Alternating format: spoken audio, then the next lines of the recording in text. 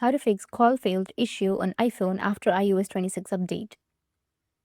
So if you want to fix your call failed issue on your iPhone after iOS 26 update, then what you need to do is first you need to go with your control center and you need to just turn on your airplane mode for a few seconds and then again turn it off, and it might fix your problem. But if that doesn't fix your problem, then the next thing you need to do is go with your call or phone, and here you need to enter star hash 31 hash and then call,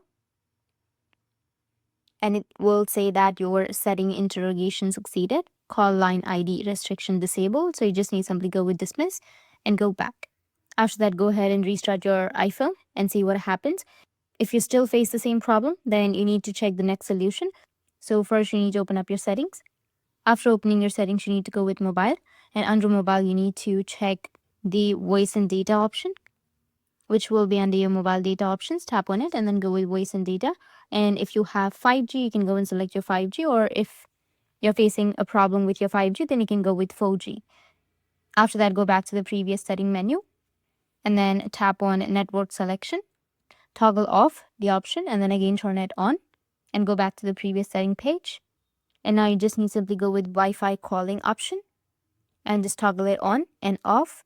Once you've done that, check your problem again, see whether it's solved or not. If you still face the problem, then you can eject and reinsert your SIM card. For doing that, you can turn up your phone and then simply use a SIM removal tool or something of that kind and try to remove your SIM card from your iPhone and wait for a few seconds and then put it back. And then see your problem will be fixed. That's it. And if you have any questions, feel free to comment below. Thanks for watching.